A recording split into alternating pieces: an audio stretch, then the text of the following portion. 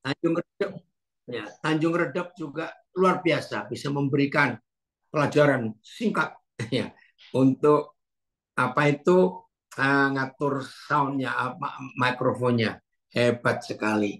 Baik, kita siap belajar hari ini. Bersyukur untuk kita dapat waktu bersama-sama untuk belajar kebenarannya. Oke, sebentar.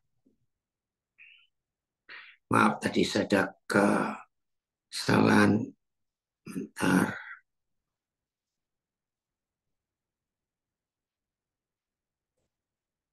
Ada berapa LP ini yang gabung? Sekitar 35, Pak. 35. Baik. Puji Tuhan. Nah, ini ya. Tema kita hari ini tentang penerimaan diri, ya, supaya kita bisa menerima diri kita sendiri. Seringkali kita mendengar ya kejadian dalam hidup sehari-hari. Kamu harus maafkan orang itu. Kamu harus maafkan dia. Maafkan, maafkan. Betul. Tetapi pernahkah saudara dan saya yang Mojokerto hadir ya menyadari ternyata ada satu penyakit ya, bukan virus ini, virus itu, bakteri ini, bakteri itu, bukan penyakit ginjal, darah tinggi, jantung, tidak. Penyakit itu adalah penyakit tidak bisa memaafkan diri sendiri. Nah, itu penyakit, saudara. Tidak bisa mengampuni diri sendiri. Jadi ternyata untuk memaafkan itu tidak harus memaafkan orang lain. Tapi kalau ada di antara kita ya yang hari-hari ini atau sudah berapa waktu terakhir ini atau bahkan sudah berapa tahun ini nggak bisa memaafkan diri sendiri. Nah itu penyakit, saudara. Dan penyakit itu nggak bisa diberi obat ini, obat itu. Tidak bisa. Penyakit itu hanya bisa disembuhkan oleh pengampunan dan kasih dari Bapa di surga. Saya ulangi, penyakit ini lebih berbahaya daripada kanker, daripada diabetes atau sakit gula. Lebih berbahaya daripada sakit jantung. Yaitu penyakit tidak bisa menerima dan memaafkan diri sendiri. Nah, penyakit ini nggak ada obatnya secara kedokteran. Ya, mungkin kalau ke psikologi bisa. Ya, paling kasih obat penenang semuanya itu. Nah, penyakit ini hanya bisa disembuhkan karena pengampunan dan kasih dari Bapa di surga. Dan itu gratis. Ada berapa penyebab orang itu tidak bisa menerima dirinya sendiri, nggak bisa memaafkan dirinya sendiri. Penyebab, ya Jombang hadir ya, puji Tuhan. Lapas Jombang. Penyebab terbesar penyakit ini itu sejak kecil, bahkan mungkin sejak bayi. Maka itu jangan anggap enteng, jangan remehkan bayi-bayi. Sebab bayi-bayi itu sudah mendengar semua suara sejak mereka masih dalam kandungan sampai mereka lahir. Walaupun mereka belum bisa bicara, tapi mereka bisa menyimpan semua suara, ucapan orang, siapa saja. Dan itu tersimpan di memorinya. Nah, penyebab terbesar penyakit ini karena sejak kecil atau sejak usia remaja ada kata-kata jahat yang masuk ke hidupnya. Contoh, sudah jelek kamu itu, nggak bisa apa-apa. Nah, biasanya orang tua, ayah ibu yang nggak sabaran dengan anak-anaknya bisa merusak jiwa dan mental anak itu dengan kata-kata yang tidak membangun, tapi kata-kata yang menjatuhkan. Kamu itu jelek, tahu nggak? Kamu itu pendek, maaf ya. Kamu itu pesek, kamu itu hitam, kamu itu begini, kamu itu begitu. Sudahlah, nanti kalau besar kamu mau jadi apa? Nggak bisa jadi apa. Nah, dari rumah, kalau sejak kecil pernah dengar kata-kata seperti itu, lalu keluar rumah, ya seragian nadir, puji Tuhan, keluar rumah, ada kata perundungan. Pernah dengar itu ejekan. Ya, dalam bahasa Inggrisnya bullying. Ya, perundungan. Kata-kata jahat yang menjatuhkan. Dan setan bekerja dengan kata-kata itu. Maaf, satu kata yang cukup merusak hidup orang. Dan kata-kata ini bisa membuat orang itu bunuh diri. Ngeri setan itu. Dan betul kata Tuhan Yesus, pencuri itu datang, yaitu setan itu hanya untuk mencuri, untuk membunuh, dan untuk membinasakan. Itu kata-kata bullying, kata-kata perundungan, kata-kata yang tidak membangun, tapi menjatuhkan. Nah, satu kata ini, maaf ya, tapi saya harus ngomong. Kalau ada di antara kita yang sekarang sedang ikut belajar, ya, hari ini ikut belajar, dan ada di antara saudara yang ikut belajar baik lewat rekaman, nanti akan diulang, atau lewat audio, kata-kata yang jahat itu merusak kepribadian saudara.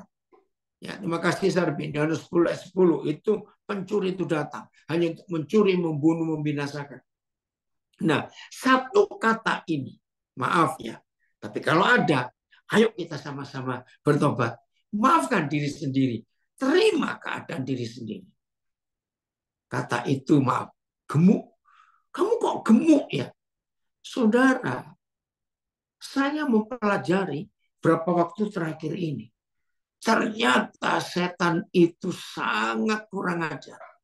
Mencuri rasa percaya diri, mencuri harga diri, mencuri kepribadian yang dirusak dengan kata-kata. Hari ini ayo kita lawan cara setan merusak itu. Kamu kok gemuk ya? Kamu kok kurus ya? Kamu kok begitu ya? Nah, ada komen ini. Dan sayangnya dunia kejahatan yang bisa menerima orang-orang yang sudah dibully. Sedang orang-orang rohani malah menyingkirkan mereka. Tuhan Yesus ampuni kami. Betul, sayang sekali. Justru dunia ini bisa lebih menerima orang-orang yang hancur karakternya dan jiwanya, hancur harga dirinya, yang rusak gambar dirinya karena kata-kata itu. Betul, dunia lebih bisa menerima mereka daripada komunitas gereja. Bahkan tidak sedikit di dalam gereja muncul juga kata-kata yang menjatuhkan, kata-kata yang menjelekkan.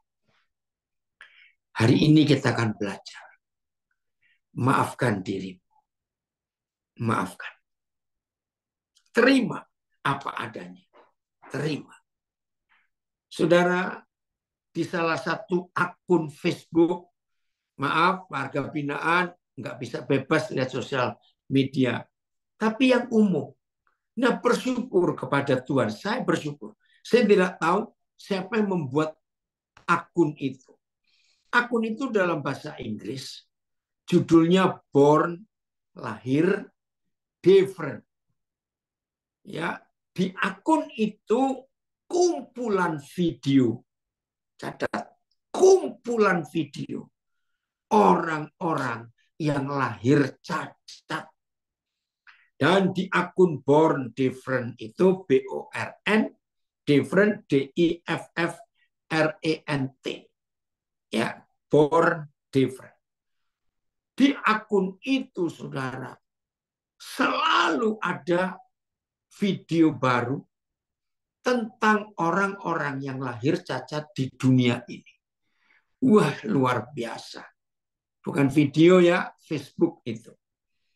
Nah, di akun itu, saudara, aduh, kita bisa menemukan cacatnya itu aneh-aneh. Bahkan ada yang punya penyakit kulit. Tapi yang hebat, di akun Facebook itu, orang-orang yang secara fisik nggak sempurna, nggak apa itu, aduh maaf ya jelek ya, tapi hidupnya bisa berguna buat banyak orang di dalam kecacatannya, di dalam ketidaksempurnaan fisiknya, bahkan ada yang sakit. Oke, ada yang ngomong ini dari Kalsel, ya pernah lihat, ya betul, itu hebat sekali. Nah, maka itu dengan akun itu kita bisa mengalahkan setan, ya, yang mencuri harga diri dan kepribadian manusia. Ada komen, tersenyum sajalah mendengar perkataan-perkataan dangkal dari dunia ini. Makanya belajar dengan ragu-ragu yang positif. Salah satunya pemenang. Nah ini, cari ya. Di mana itu Gus? Di YouTube atau di akun apa? Judulnya pemenang. By Gus Gas Full. Ya, cari itu. Di YouTube ya, Gus. Atau di mana? Coba kamu tulis. Lagu judulnya pemenang. Bagus sekali. Ya, makasih nak kamu kirim ini. Nah, saudara, kalau kita sudah bisa memaafkan diri kita sendiri, kita menerima dengan berbangga dan sukacita. Memang aku begini, tapi Tuhan sayang aku, Tuhan cinta aku. Wah, hidup saudara akan jadi pribadi yang luar biasa. Renungkan itu. Maka itu mulai hari ini, saudara, jangan izinkan si setan itu merusak, ya, merusak hidup saudara. Jangan. Oh, Tuhan kita itu luar biasa. Ya, Papa kita itu sempurna. Oh, lagu pemenang. Ya, baik Gus Gaspol ada di semua digital platform. Saudara cari lagu itu. Maka kalau kita bisa menerima keadaan diri kita, maka kita jadi orang-orang yang hebat. Di dalam semua kelemahan kekurangan kita, percayalah Tuhan. Ah, itu dia. Oke, sebentar ya, Filipus. Pelan-pelan. Papa harus tunjukkan di Instagram dan Facebook. Pelan-pelan. Coba ulangi lagi dari depan. Nah, itu akun Facebooknya sangat luar biasa. Oke, silakan lanjut. Ini dia akunnya itu ya. Maaf yang di audio, pokoknya born different. Ini nggak punya tangan, nggak punya kaki, tapi luar biasa bisa bekerja. Lihat itu. Ya. Terus apalagi? Nah itu. Nah, cacat. Ya, oh, bisa main apa? Atletik. Coba lihat. Nah, ini lagi. Lihat itu. Bisa pakai kaos. Ya. Bisa sikat gigi. Lihat. Nggak punya tangan, bisa sikat gigi. Bisa pakai topi sendiri.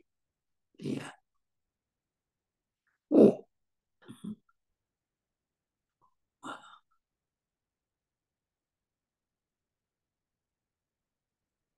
Oh, sudah menikah juga dia. Dia tuh bisa main. Apa itu namanya? Aku lupa. Skateboard. Ya.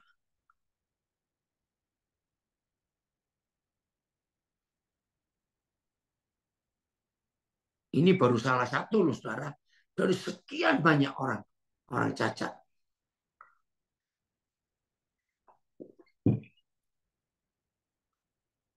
Oh, maaf.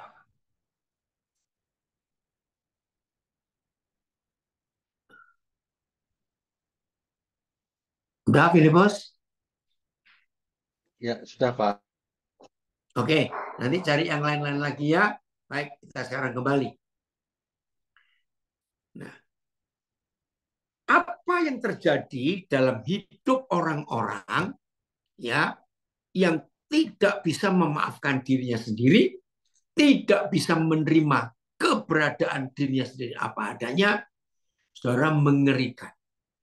Ada 3 akibat yang fatal kalau saudara bertemu dengan seseorang yang tidak bisa memaafkan dirinya, nggak bisa menerima keberadaan dirinya. Ya, ada yang tanya temanya itu Filipus di Zoom. Ada 3 hal yang fatal terjadi. Apa itu? Pada ujungnya, kalau setan bekerja di hidup seseorang karena kekurangannya atau penampilannya atau karena kata-kata orang, nomor satu, dia bisa bunuh diri. Karena dia nggak puas dengan hidupnya. Apalagi kalau ejekannya datang terus. Walaupun nggak ada orang mengejek, nggak ada orang berkata. Tapi di pikiran orang yang tidak bisa menerima dirinya sendiri. Saudara, itu ada suara-suara. Walaupun nggak ada orang ngomong, tapi muncul, kamu jelek, kamu itu pendek, kamu itu nggak berguna, kamu itu begini. Akhirnya orang itu bunuh diri. Nomor dua, orang yang nggak bisa memaafkan dirinya sendiri, fatal. Dia nggak bisa bergaul dengan orang lain. Karena selalu merasa, aku beda, aku jelek, aku nggak bisa. Nah, karena itu timbul sakit hati. Timbul sakit hati. Kenapa aku begini? Mulai nyalakan Tuhan, nyalakan orang tua, nyalakan lingkungan. Nomor tiga, aduh ngeri sekali. Orang ini bisa jadi jahat dan membunuh orang. Kenapa? Karena dia nggak suka dengan orang-orang yang suka ngata-ngatain itu. Nah, hari ini saudara, terima dirimu apa adanya. Kita buka ayat yang pertama, Yesaya 43 ayat yang keempat. Yesaya 43 ayat yang keempat. Kita melihat ayat ini. Makasih Tuhan. Yesaya 43 ayat yang keempat.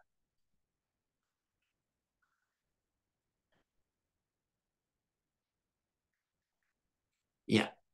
Wih, Papa kita itu berkata luar biasa, saudara. Untuk apa yang dia mau kerjakan dalam hidup kita ini. Oke? Oleh karena saudara dan saya, oleh karena semua manusia berharga di mata Tuhan dan mulia, maka Bapa di surga berkata, aku mengasihi engkau. Ini luar biasa. Oke? Kalimat yang berikut, ayat yang berikut, AYT. Masih AYT ya. Ini luar biasa. Oke? Karena kamu, saudara dan saya, masukkan nama kita. Karena kamu berharga dalam pandanganku, kata Tuhan, dan mulia. Dan aku ini mengasihimu. Nah, ayat terjemahan berikut, BIS. Ayo, saudara. BIS. Engkau berharga di mataku. Aku menghargai dan mengasihi engkau. Luar biasa bukan? MLT. Sebab engkau telah menjadi berharga di mataku. Engkau dihormati. Dan aku mengasihimu. Dan aku memberikan orang-orang sebagai gantimu. Dan bangsa-bangsa sebagai ganti jiwamu. Ya. Jadi saudara, mulai hari ini tolak semua kata-kata jahat dari si setan. Saya ulangi lagi, tolak semua kata-kata jahat dari si setan. Nah, saudara itu berharga. Ulang-ulang membaca firman ini. Yesaya 43 ayat yang keempat. Ulang-ulang membaca ayat ini. Nah, sekarang kita bicara tentang fakta hidup. Saudara pernah tahu bunglon bukan? Salah satu reptil, ya bunglon. Bunglon itu ada banyak jenisnya. Ada banyak spesiesnya. Bahkan ada beberapa gurita ya yang sejenis cumi-cumi tapi besar gurita. Itu pun bisa berlaku seperti bunglon, jadi nempel di mana saja dia akan seperti yang ditempeli. Tujuannya gurita ini Lapas 2A Banyuwangi hadir, puji Tuhan, supaya bisa dapat makan mangsa. Karena mangsa, ya hewan yang lain nggak tahu kalau itu predator atau pemangsa binatang lain, karena sama bentuknya. Nah, saudara, bunglon itu kalau dihidup manusia adalah bentuk manusia yang nggak bisa menerima dirinya sendiri. Ya, kalau bunglon silakan. Itu memang Tuhan ciptakan mereka untuk begitu. Tapi kalau keberadaan bunglon itu dipakai oleh keberadaan manusia, maka manusia yang seperti bunglon itu bukan cuma pelin-pelan. Sidikala hadir, puji Tuhan. Ya, saya ulangi, bunglon itu nggak cuma pelin-pelan, berubah-ubah sesuai tempatnya. Bukan cuma itu. Yang lebih parah lagi, bunglon itu tidak pernah bisa menerima dirinya sendiri. Maka itu dia selalu ngikuti suasana, warna, cuaca di tempat dia berada. Karena dia nggak bisa menerima dirinya. Orang yang bisa menerima dirinya, itu nggak mungkin akan berlaku seperti bunglon. Karena dia terima. Jadi nggak peduli. Di tempat yang berbeda pun nggak apa-apa. Memang aku begini. Aku nggak takut. Wah, itu luar biasa. Maka itu hari ini, saudara, dalam hidup kita, jangan kita seperti bunglon. Karena bunglon itu adalah hewan yang tidak pernah bisa menerima dirinya. Dia selalu ingin menjadi seperti sesuatu atau seperti yang lain yang dia ada di situ. Jadi nggak stabil jiwanya. Berubah-ubah terus. Nah, orang seperti ini, kalau sampai menikah, maaf, kasihan keluarganya. Karena yang serumah dengan dia akan bingung. Kamu ini siapa? Kenapa begitu? Ya karena dia nggak bisa terima yang dianggap kurang oleh orang lain. Padahal enggak. Itu kan cuma kata orang. Kamu begini, kamu begitu. Padahal Tuhan tidak. Tuhan menerima apa adanya. Wih, itu luar biasa bukan? Maka itu hari ini, saudara, kalau Tuhan sudah berfirman, engkau itu berharga di mataku. Engkau itu dihormati. Yesaya 43 ayat 4. Bahkan Tuhan beri kita manusia sebagai gantinya. Wah, di sekitar kita. Makasih Filipus. VMD. Engkau sangat penting bagiku. Wih, terima kasih. Ini terjemahan hebat. Engkau sangat penting bagiku. Sehingga aku menghormatimu. Terima kasih Bapak. Saudara yang sedang terpuruk hari-hari ini. Yang sedang mengalami tekanan hidup. Yang sedang mengalami himpitan. Ya, ejekan, kata-kata jelek. Baca firman ini. Engkau sangat penting bagiku. Sehingga aku menghormatimu. Terima kasih Tuhan. Bahwa kita dihormati. Aku mengasihimu dan menebusmu dari semua orang dan bangsa. Sehingga engkau dapat tinggal. KSKK-nya. Karena engkau sungguh berharga di hadapanku dan bernilai. Terjemahnya Pak, saya ulangi. KSKK. Karena engkau sungguh berharga di hadapanku dan bernilai. Sebab aku mengasihi engkau. Terima kasih Tuhan. Terima kasih. Ya, FYI-nya Filipus. Kita lihat fakta ini. Ini kan luar biasa. Karena engkau berharga di mataku dan mulia sama dengan yang lain. Dan aku mengasihi engkau. Ya sudah. Kalau memang Tuhan seperti itu terhadap kita, ya sudah. Ucapkan syukur. Sebab Papa kita itu sangat berkenan. Ya. Papa kita sangat berkenan kepada kita semua. Dia mengatakan engkau bernilai. Ya, wow, luar biasa nilai hidup kita sebagai anak-anak Papa di surga. Saudara, kalau kita hidup seperti itu, wih, dahsyat perbuatan Tuhan. ya, dan dampaknya orang-orang yang melihat kita, ya, orang-orang yang bertemu kita, ya, mereka tuh akan heran. Wih, kamu hebat sekali ya, bisa seperti itu. Betul, Filipus, dia menghormati kita karena kita ini bernilai di hadapan dia. Woi, keren sekali, bukan? Kalau itu yang Tuhan inginkan atas kita, ya sudah. Jadi kita harus terima. Amin. Kalau Tuhan berkata kita bernilai, ya udah, terimalah. Karena itu firman Tuhan buat hidup kita semuanya. Terima kasih Bapak. Jadi semua kata-kata yang jelek yang pernah saudara dengarkan, mulai hari ini saudara buang. Gantikan dengan kata-kata yang Tuhan katakan kepada kita lewat Yesaya 43 ayat 4 tadi. Wah, terima kasih Bapak. Terima kasih.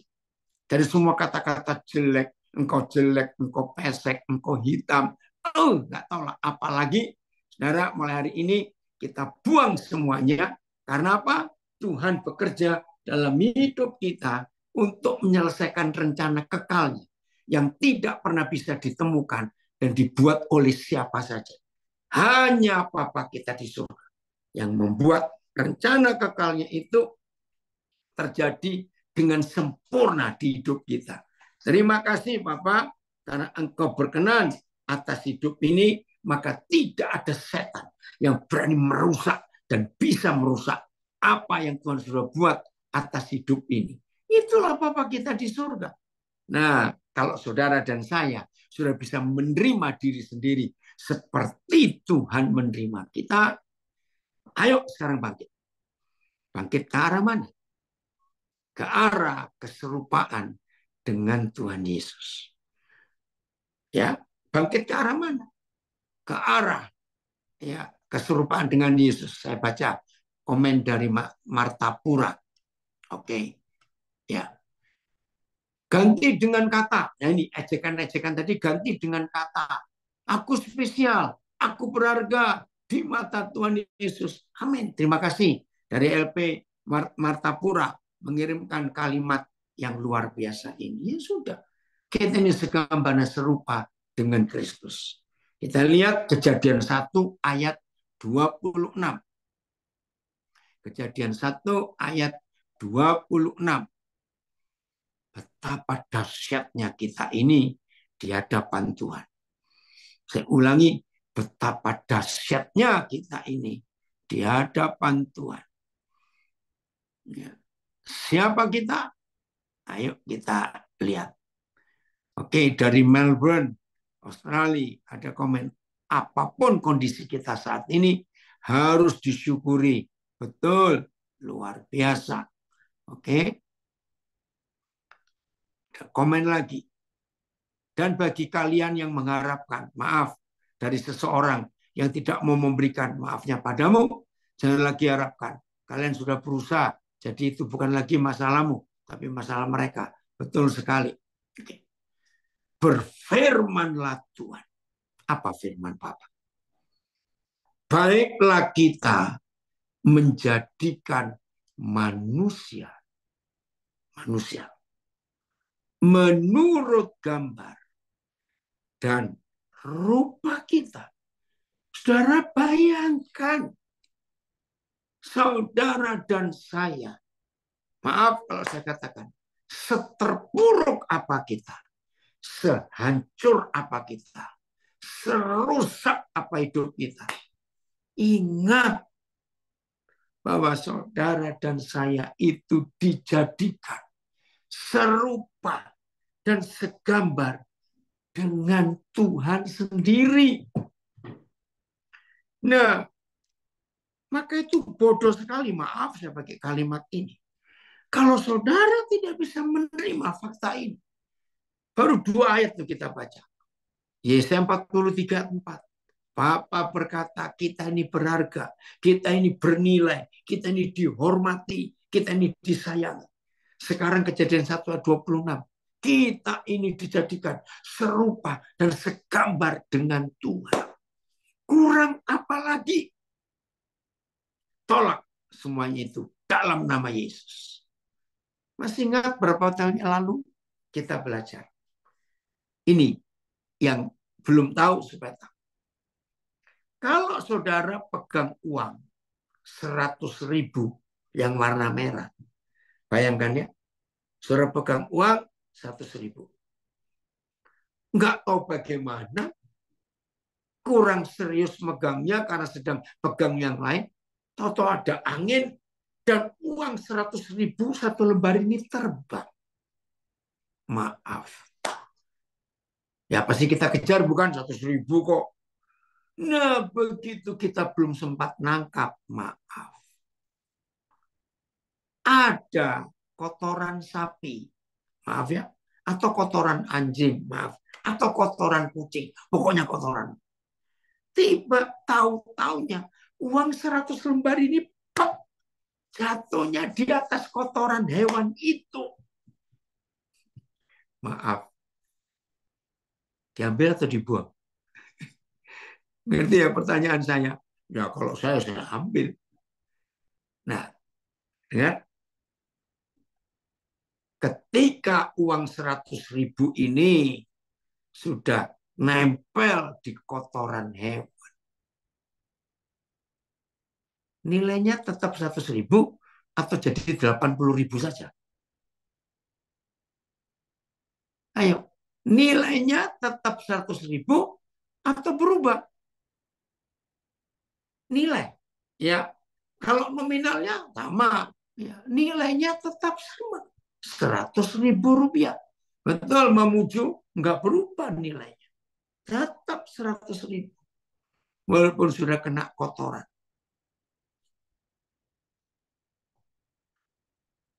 Begitulah hidup kita. Jadi kalau kita ini emas, mau ditaruh laci, mau diletakkan di pinggir jalan, ya, mau diletakkan di kotoran binatang, emas tetap emas. Tidak ada perubahan sama sekali. Betul, Eva, nilainya nggak berubah. Oke, dari Melbourne ada tambahan ayat 1 Samuel 16 ayat 7. Tetapi berfirmanlah Yahweh kepada Samuel, janganlah pandang parasnya atau perawakan yang tinggi, sebab aku telah menolaknya. Bukan yang dilihat manusia, yang dilihat oleh Tuhan. Manusia melihat yang dari luar, tapi Tuhan melihat yang di dalam. Nah, itulah hidup kita. Nah, saudara, setelah kita bisa menerima keberadaan diri kita, setelah kita bisa memaafkan diri kita sendiri, maka hidup ini bisa berguna buat banyak orang. Saya ulangi, setelah kita bisa menerima diri kita sendiri, maka hidup ini bisa berguna buat banyak orang. Dan itu luar biasa. Saudara cari di kisah sejarah seorang yang bernama Thomas Alva Edison. Wah, kalau kita mendengar nama ini, langsung kita bisa membayangkan orang hebat menemukan 1.000 sekian ratus penemuan yang penemuannya masih dipakai oleh manusia sampai hari ini. Catat, 1.000 sekian ratus penemuan. Satu orang namanya Thomas Alva Edison. Keraksaan hadir, hutan keraksaan, puji Tuhan. Nah, waktu Thomas Alva Edison mau naik ke kelas 4, jadi masih di kelas 3. Dia dikeluarkan dari sekolah karena dia punya kelemahan di pikirannya. Ya, kelemahannya adalah, saya lupa istilahnya, dialeksia atau apa. Jadi dia bisa mengejak satu kata, ya, ejaan lagi kata kedua, tapi ketika dia harus nyusun jadi kalimat, dia itu nggak bisa. Akhirnya gurunya memberi surat, ya, untuk disampaikan kepada ibunya. Nah, maaf, dasar Thomas Alva Edison memang punya kelemahan di dalam membaca. Dia nggak ngerti surat itu isinya apa. Sampai rumah ibunya baca, dia nggak punya apa-apa. Ibunya menangis. Ternyata surat itu sangat-sangat menghancurkan hati ibunya. Dengan berat hati kami meminta maaf. Anak Anda tidak bisa melanjutkan sekolah karena ada kekurangan itu. Tapi ibunya, ya sebentar, kenapa Filipus? Ya, oke, siap ya, nanti saya akan ngomong. Tapi ibunya seorang yang percaya Tuhan dan punya harapan besar untuk anak ini hebat. Ya, oke, bahkan ya makasih Sarbin Thomas Alva Edison ketika umur 20-an pendengarannya pun sudah berkurang. Nah, tapi karena ibunya ini tak percaya Tuhan, maka dia berkata, "Nah, ternyata kamu itu anak hebat. Kamu nggak cocok sekolah di situ. Karena kamu pintar." Saudara, surat dari sekolah ibunya simpan. Nah, ibunya yang mengajar anak ini. Ngajar sendiri di rumah. Tidak taunya ini anak hebat sekali. Anak yang luar biasa. Dunia sangat diberkati. Nah, dalam kisah itu, ya benar tidaknya saya tidak tahu. Berapa puluh tahun kemudian, setelah Thomas Alva Edison sukses, ibunya sudah meninggal. Thomas mulai bongkar-bongkar. Ya, lemari ibunya. Ketika sampai pada satu kotak, dia kaget, saudara. Ternyata surat dari sekolah yang dikirimkan oleh untuk ibunya itu disimpan dalam kotak itu. Begitu Thomas Alva Edison membaca surat itu, dia menangis dan dia berkata, "Mama, terima kasih. Mama menerima saya apa adanya." Saudara, maka itu dunia dapat berkat yang luar biasa dari Thomas Alva Edison. Seorang yang dianggap bodoh total. Tapi mamanya yang bisa menerima dia. Nah, seperti itulah kehidupan kita. Kalau saudara dan saya, ya, oh ini suratnya. Terima kasih Sarbin. Sekolah itu terlalu kecil baginya dan tidak memiliki cukup guru yang baik untuk mendidiknya. Silakan ibu ajari dia sendiri. Itu adalah pesan yang sangat jelas bahwa Thomas, anak bungsu dari 7 bersaudara, diberhentikan dari sekolahnya. Tapi ada yang menerima dia. Warga binaan.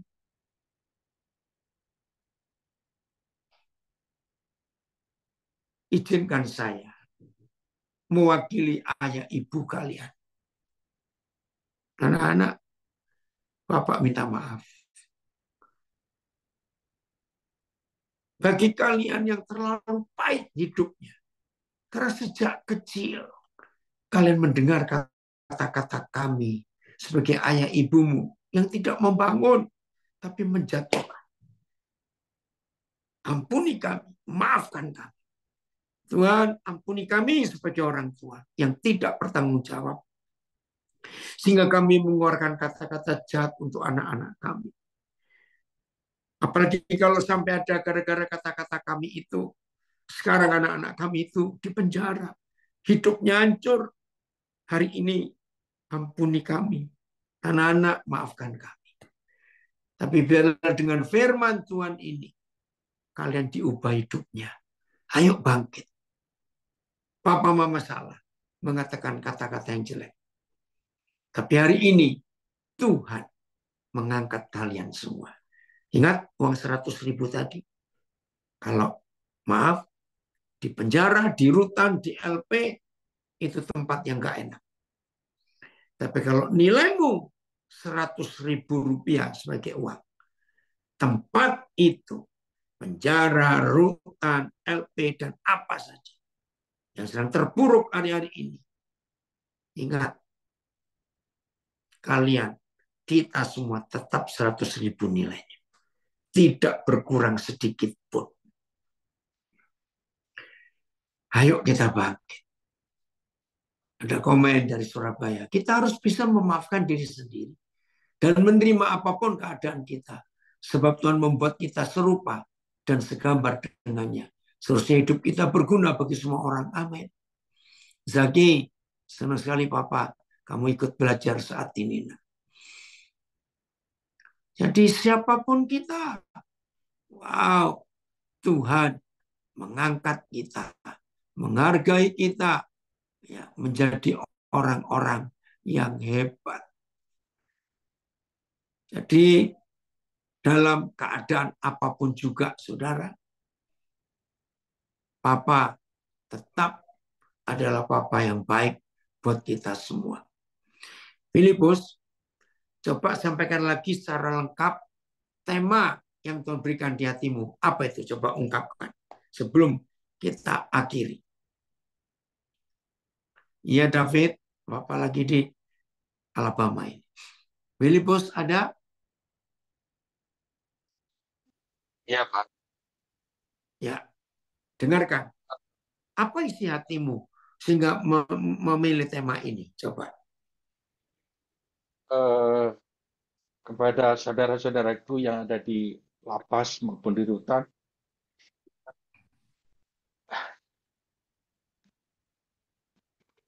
nah, ah, beberapa hari yang lalu ada seorang saudara yang dari lulusan lapas curhat ke saya gitu ya. Dia mengatakan, kenapa Pak? Kami yang sudah di dalam lapas, kemudian di rutan, kalau sudah bebas, kenapa eh, masyarakat itu menilai kami buruk gitu ya. Jadi mereka apa namanya eh, baik warga binaan ini maupun masyarakat itu tidak bisa menerima. Warga binaan ini tidak bisa mengampuni dirinya sendiri begitu ya. Jadi dia tidak mau ini loh, saya ini sudah berubah gitu ya. Menyatakan dirinya kepada saudara-saudara yang ada di sekitar, orang tua maupun teman-temannya bahwa ini loh, saya sudah berubah. Saya sudah bukan lagi saya yang dulu, tetapi sudah menjadi orang yang baru, ciptaan baru di dalam Tuhan gitu ya. Jadi apa namanya, kemudian ya itu, saya pikir dengan apa namanya, dengan firman Tuhan tadi di Yesaya tadi mengatakan bahwa kita itu sangat berharga, penting bagi Tuhan, bahkan Tuhan menghormati kita. Mari tadi Pak Daniel sudah eh, mewakili mewakili orang tua Anda semua untuk meminta maaf kepada Anda karena mungkin ucapan orang tua Anda yang terkadang menyebutkan, menjelekkan, me- meng- atau malah menghukum, tetapi orang tua Anda itu malah mengata-ngatai yang sangat jahat. Sekarang saya mewakili saudara-saudara Anda, mungkin kakak Anda, ibu Anda, keponakan Anda, teman Anda, saya mewakili mereka, saya minta maaf, kami semuanya minta maaf, ampuni kami yang sudah mengejek, sudah membuli, bahkan menyebabkan kelakuan saudara-saudara. Ampuni kami ya, agar Anda bisa menerima keadaan Anda dan saudara-saudara yang ada di lapas maupun rutan saat nanti bebas bisa benar-benar menyatakan diri ini saya sudah berubah begitu ya. Jadi saya sudah menjadi ciptaan baru di dalam Tuhan Yesus, sudah berubah sehingga bisa menyenangkan. Dan jika ada keluarga ataupun saudara yang tidak bisa menerima Anda, saya percaya ada komunitas-komunitas maupun eh, organisasi-organisasi rohani yang bisa menerima Anda ya. Di Papa Daniel sudah membuka rumah di mana Pak? Ke Ponti ya, di sana ada rumah singgah, baik di Bandung, baik di eh, Malang, ya tempat Pak Andreas di sana, ini semuanya bisa menerima Anda. Jadi jangan takut, jangan khawatir, jangan menganggap bahwa Anda menjadi sendirian di bumi ini. Tetapi masih banyak orang-orang yang mengasihi Anda. Terima kasih Pak, ini yang menjadi unik untuk saya. Puji Tuhan. Ya, makasih Filipus. Jadi tema ini kita pelajari hari ini karena ada kisah nyata. Beberapa saudara kita yang sudah lulus dari Fakultas Kehidupan, ya, ternyata tidak semua orang bisa menerima keberadaannya. Tapi hari ini kita sudah dengar firman ini. Terima keberadaannya. Bagian terakhir. Sakius. Masih ingat kisah Sakius ini? Ya, Lukas berapa? 19 ya, Filipus coba cari. Alkitab menulis Sakius ini Orang kenapa pendek. Martapura? Ada Iya, pujiannya. makanya Sakeus, orang ini pendek. iya. Ya, Sakius ini secara fisik kurang sempurna.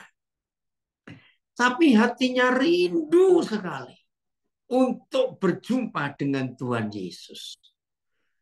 Tapi dia terhalang hal kedua, yaitu karirnya atau pekerjaannya itu dibenci hampir semua orang. Karena dia tukang pajak yang suka nagih pajak. Nah, jadi lengkap. Secara fisik dia pendek, secara pekerjaan pun orang nggak suka. Tapi hatinya rindu. Ya, Lukas 19 ayat 1 saya baca. Yesus masuk ke kota Yeriko dan berjalan terus melintasi kota itu. Ini unik. Berjalan terus. Kenapa Lukas tidak menuliskan Yesus ngapain di Yeriko? Karena Tuhan tahu di luar kota Yeriko ada orang yang perlu dia. Nah ini kan gak ada yang memberitahu. Ya, ini keren.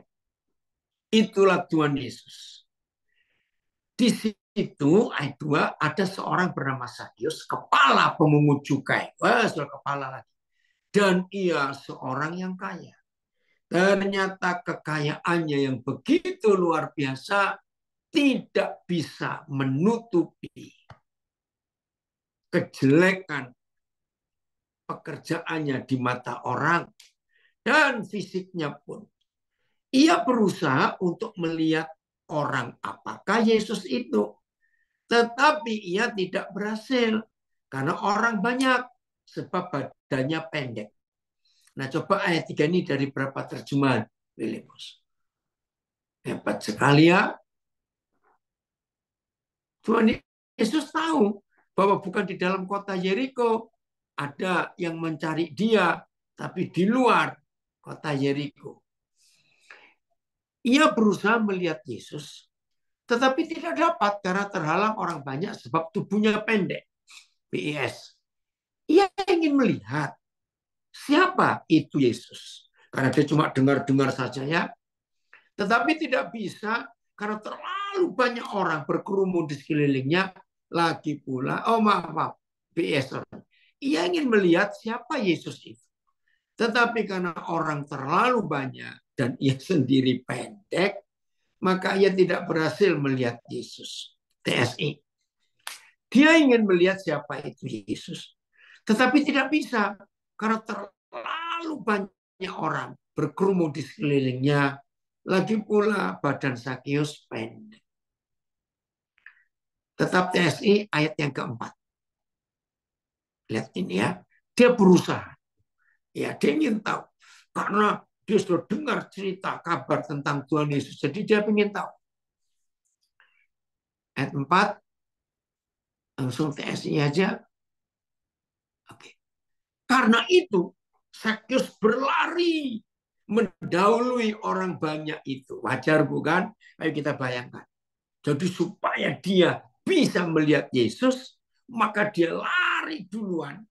Ya, nyerobot istilahnya di antara rombongan yang berjalan bersama Yesus, lalu memanjat pohon ara supaya bisa melihat Yesus yang akan melewati jalan di bawah pohon itu. Lihat ini. Ingatnya, Yesus berjalan melintasi Yeriko. Tidak mampir di kotanya, tapi keluar. Nah, ada orang ini. Lagi sekali, dia punya double minoritas. Istilahnya ya, minoritas yang pertama, dia pendek. Secara fisik, dia kurang lengkap, kurang sempurna. Minoritas yang kedua, kerjaannya nggak disukai orang. Penagih pajak. Tapi dia rindu bertemu dengan Tuhan Yesus. Ayat 5. Ya, dia lari duluan, manjat pohon ara. Dan dia yakin rombongan Yesus pasti lewat di pohon ara itu. Ketika Yesus sampai, Ketika Yesus sampai di situ, sampai di bawah, sampai di pohon ara itu. Nah, Tuhan Yesus kan nggak tahu kalau di atas pohon itu ada orang. Saya pakai istilah sedang bertengger. Ya, ini kan untuk burung sedang nangkring, orang Jawa bilang. Ketika Yesus sampai di situ, dia melihat ke atas dan berkata kepadanya pelan-pelan. Nah, ini yang saya terangkan dulu waktu saya jadi guru sekolah minggu. Anak-anak, Sakyus itu berharap enggak? Nah, ini saya tanya kepada semua saudara yang ikut belajar, yang di Zoom, Instagram, Facebook. Saya begini pada anak-anak. Anak-anak, kira-kira Sakyus mengharapkan enggak Yesus itu nyapa dia di atas pohon itu? Nah, kalau saudara anak-anak jawabannya apa? Mengharapkan enggak Yesus nyapa? Ini kok nggak dinulis? Ayo. Ayo, Sakyus mengharapkan enggak untuk Yesus nyapa dia? Tidak. Ya, Wilmar, ya, tidak. Ya, ada yang bilang mengharapkan. Ya, enggak. Secara keadaan tidak. Tidak. Oke, dari segi kalak. Karena Sakyus hanya ingin melihat siapa sih orang itu, kok terkenal sekali. Jadi dia tidak berharap. Oh, ada yang bilang pengen banget. Enggak, dia enggak berharap karena dia tahu dia itu orang berdosa. Enggak mungkin Yesus mau. Saudara, dari Kalteng enggak mengharapkan, tidak. Tapi begitu Tuhan Yesus noleh ke atas, langsung manggil namanya Sakyus. Waktu saya cerita ke anak-anak, kalau om ini Sakyus, langsung jatuh. Ayo coba renungkan. Nggak kenal, nggak pengen ketemu, hanya ingin melihat. Tahu-tahu disapa, dipanggil namanya jelas Sakyus. Bukan Bambang, maaf, bukan Joko misalnya. Sakyus. Ayo jujur, kira-kira kalau suara Sakyus pasti jatuh nggak? Waduh, kaget sekali. Saudara, ini loh Tuhan kita. Dan luar biasa. Sakyus, segeralah turun. Karena hari ini Tuhan mau supaya aku nginap di rumahmu. Hah? Nginap lagi? Wih, inilah kasih Tuhan. Bagian terakhir ini, kiranya semua saudara yang ikut belajar sekarang dan hidupmu terpuruk, hidupmu hancur, harga dirimu diinjak-injak orang, saudara dihina, dikata-katai. Mungkin katanya pelacur, perampok, pembunuh. Hari ini lihat orang berdosa ini yang namanya Sakeus. Nggak cuma disapa oleh Tuhan Yesus, tapi Tuhan Yesus ingin nginap di rumahnya. Seperti itu saudara dan saya dihargai oleh Tuhan. Dia ingin nginap di hidup kita. Katakan amin. Ayat 6. Ayo cepat. Wih, Sakeus segera turun. Karena aku mimpi aja enggak. Kok tahu-tahu bisa nggak mau minta nginap di rumahku. Udah. Lihat ini, saudara. Terima kasih, Papa. Ayat 6. TSI-nya langsung. Ya. Amin ya, Nani. Dari Jogja ini. Sakeus cepat-cepat turun dari pohon itu. Weh, dan dengan sukacita dia menyambut Yesus. Ayat 7. Ayo semua saudara yang hari-hari ini terpuruk, hari-hari ini tertekan, hari-hari ini ingin bunuh diri karena kata-kata jahat yang orang ucapkan kepada saudara. Yosua, Bapak senang sekali kamu ikut belajar. Ya, lihat. Ketika melihat kejadian itu, semua orang bersungut-sungut katanya. Nah ini mulut orang ini, mulut orang. Orang melihat kejadian itu, mereka bersungut-sungut. Ih, Yesus akan nginap di rumah orang berdosa. Orang ini harus keluar, Tuhan memberkati. Lihat itu mulut orang itu. Hah? Yesus, katanya Tuhan, masa dia nggak tahu? Itu rumah orang berdosa. Kok maunya dia nginap di rumah orang berdosa?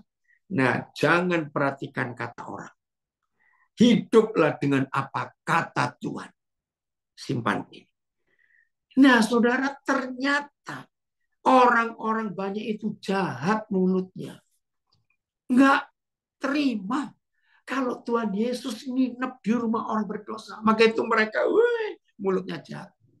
Ayat 8. Tuhan Yesus nggak peduli.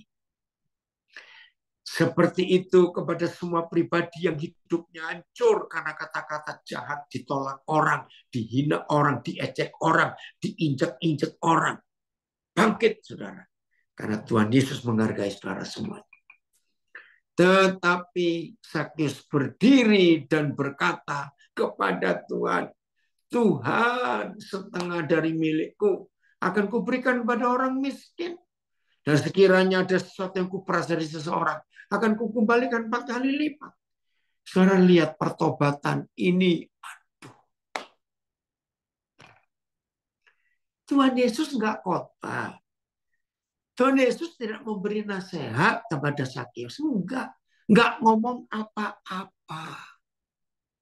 Tiba-tiba hidup Sakeus berubah. Pertobatannya ditunjukkan langsung saat itu. Nggak main-main. Jadi semua kita yang sedang terpuruk hari-hari ini, yang sedang hancur hidupnya, harga dirinya, karena mulut orang yang menjelekkan, merendahkan, menghina, menghujat, ada semua yang jelek. Hari ini ingat, ada Tuhan Yesus yang sayang saudara semuanya. Hiduplah di dalam kebenaran ini. Ada ilustrasi atau prinsip hidup orang-orang tua dulu. Saya pakai ya prinsip ini. Ya, apa itu? Begini. Maaf ya. Kalau ada orang memberi sampah kepada saudara, ya, kepada kita. Saya ulangi, kalau ada orang memberi sampah kepada kita, kalau ada orang-orang memberi, kotoran kepada kita. Oke, Maria, jemput anak-anak ya. Dan kita tidak menerima sampah atau kotoran yang orang beri kepada kita. Renungkan. Maka sampah dan kotoran itu di mana sekarang? Kalau kita nggak mau terima. Jawab dong. Kotoran sampah itu di mana? Kalau kita nggak mau terima ketika ada orang kasih. Ayo, tolong jawab yang di Zoom, Instagram, Facebook. Sampah dan kotorannya tetap di orang itu. Nah, hukum ini harus kita pakai. Betul, Jo. Tetap di orang itu. Ya, bukan di kita. Kembali kepada yang ngasih. Nah, berhikmatlah seperti ini. Jadi kalau ada orang-orang ngomong yang jelek, ada orang-orang ngomong yang jahat, yang merendahkan, yang menekan, menjatuhkan, senyum saja. Senyum. Maka yang jelek, yang kotor, itu kembali ke orang itu. Terima kasih, Sarbi. Ada peribahasa. Jangan meludah ke langit. Apa itu sih kalau kita meludah ke arah langit? Ya ludahnya kena kita sendiri dong. Nah seperti itu. Biarlah firman hari ini menguatkan kita semua. Ya, yang megang di tangan orang itu. Jadilah hebat. Ampuni diri sendiri. Maafkan. Maafkan orang-orang lain. Dan hiduplah jadi berkat. Jangan seperti bunglon. Selalu ngikuti tempat. Karena dia nggak pernah tahu dirinya sendiri. Ya ngikuti aja. Tuhan Yesus mengasihi kita. Dan pengampunan dari surga melimpah untuk kita. Dan kita dipulihkan. Kita dibenarkan. Nah ayat terakhir. 1 Korintus 6. Ayat yang ke-11. 1 Korintus 6 ayat yang ke-11. Ini ayat yang terakhir. Terima kasih Bapak. Ya. Jo Wiman. Dari mana ini Jo? Kita pernah ketemu enggak? Dan beberapa orang di antara kamu demikianlah dahulu. Wah, kalau sudah lihat daftarnya ya, mulai ayat 9, 10, wah, kita ini bejat, kita ini bajingan, kita ini kotor. Dulu begitu. Tetapi kita telah memberi diri kita, satu disucikan, dua dikuduskan, tiga telah dibenarkan. Dalam nama Tuhan Yesus Kristus dan dalam roh Tuhan kita. Jadi saudara, ketika saudara dan saya mengaku dosa, bertobat, menerima Yesus sebagai Tuhan Juru Selamat, dan kita menjadi anak-anaknya, izin ya Tanjung Pinang keluar Tuhan memberkati. Maka ada tiga hal yang Papa lakukan terhadap kita. Sini Kalang keluar juga Tuhan memberkati. Memang sama selesai. Satu, telah disucikan. Dua, telah dikuduskan. Tiga, telah dibenarkan. TSI-nya Filipus. Apa arti tiga ini? TSI, ayo. Memang di antara kalian ada yang dulunya hidup seperti itu. Najis, kotor, bejat, bajingan. Tetapi sekarang kalian sudah dibersihkan, sudah disucikan, dan sudah dibenarkan di hadapan Tuhan. Karena bersatu dengan penguasa kita, Yesus, dan dengan roh dari Tuhan kita. Haleluya. Saudara, saya akan uraikan yang ketiga, dibenarkan. Ini loh Bapak kita. Tidak ada manusia dimanapun bisa melakukan pembenaran ini. Itu hanya karena kuasa darah Tuhan Yesus yang membasuh, membersihkan kita. Apa itu dibenarkan? Catat baik-baik supaya mulai hari ini kita menang. Arti dibenarkan adalah dianggap tidak pernah berbuat salah. Wih, pertama kali saya tahu arti kata dibenarkan, saya gemetar. Jadi ketika saudara dan saya bertobat, hidup dalam kebenaran, maka di mata Tuhan kita ini dianggap tidak pernah berbuat dosa. Terima kasih Bapak. Jadi Silakan orang boleh bicara apa saja tentang kita. Silakan. Jangan diterima, maka yang dia katakan kembali ke dia sendiri. Apalagi setelah kita tahu 1 Korintus 6 ayat 11, kita telah dibenarkan, dianggap nggak pernah berbuat salah. Dahsyat. Suami istri yang belum mengampuni suaminya, belum mengampuni istrinya. Saudara bersaudara, tetangga, teman baik, sahabat, teman sekerja, teman sepelayanan, teman bisnis. Ayo semua kita membenarkan orang lain. Keren. Dianggap nggak pernah berbuat salah. 4 hari yang lalu ada peristiwa. Ya, ada seorang yang kira-kira 2 tahun yang lalu. Itu saudara, jelekkan saya habis-habisan. Dan cara jelekkan dia itu merata. Hampir semua orang yang saya kenal diceritain. Sampai istri saya juga dengar. Nah, saya sih nggak pernah merasa apa. Padahal ini orang sebelumnya begitu baik dengan saya. Sangat baik. Bahkan pernah 2 kali kena bire tinggal di rumah kami. Bayangkan. Tapi saya nggak bereaksi. Ya. Tapi berapa orang bilang, kok Den ngomong dong. Loh, untuk apa? Aduh, ya udah. Betul. Amangsiaan. Hidup dalam kebenaran. Ya, itu terus sampai akhir hidup kita. Nah, 4 hari yang lalu. Tahu dia itu kontak saya ya untuk titip barang. Ya, saya iakan saja. Nah, di samping saya ada seorang yang tahu betul bagaimana saudara saya ini jelek-jelekan saya. Dia yang marah. Ngapain? Kok mau dititipin?